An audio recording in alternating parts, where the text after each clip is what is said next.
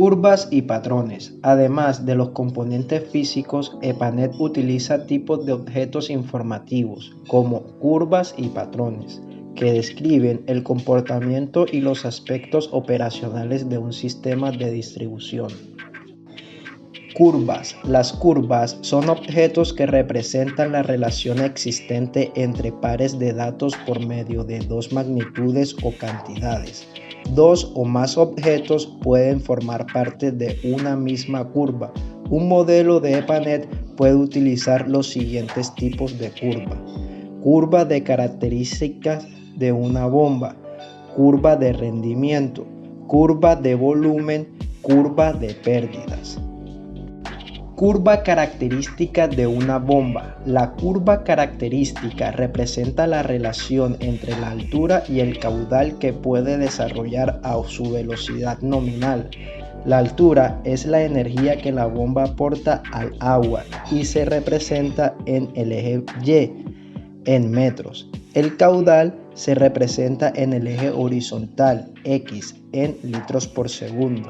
Una curva característica válida debe disminuir la altura a medida que aumenta el caudal. Curva de rendimiento.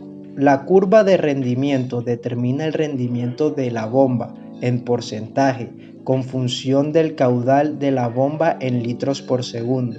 Un ejemplo de curva de rendimiento se muestra en la figura.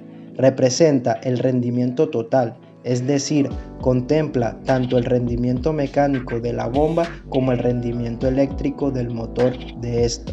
Esta curva se usa únicamente para cálculos energéticos. Si no determinamos la curva de rendimiento para una bomba, se utilizará una curva de rendimiento genérica prefijada. Curva de volumen.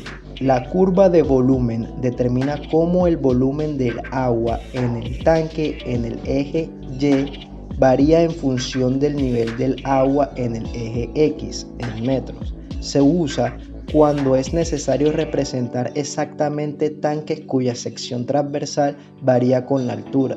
Los valores mínimos y máximos de niveles de agua representados por la curva deben ser los niveles mínimo y máximo entre los que trabaja el tanque.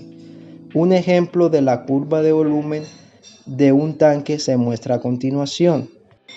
Curva de pérdidas. Las curvas de pérdidas se usan para representar las pérdidas en eje Y, en unidades de presión, pies o metros, en una válvula de propósito general en función del caudal en el eje X.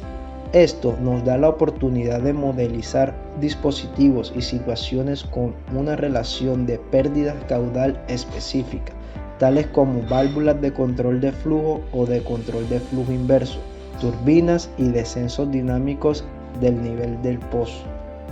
Patrones de tiempo. Un patrón de tiempo es una colección de factores que puede aplicarse a una cantidad para representar que varía a lo largo del tiempo. Demandas en los nudos, altura de depósitos, programas de bomba y fuentes de calidad de agua pueden tener patrones de tiempos asociados. El intervalo de tiempo utilizado en todos los patrones es un valor fijo, determinado.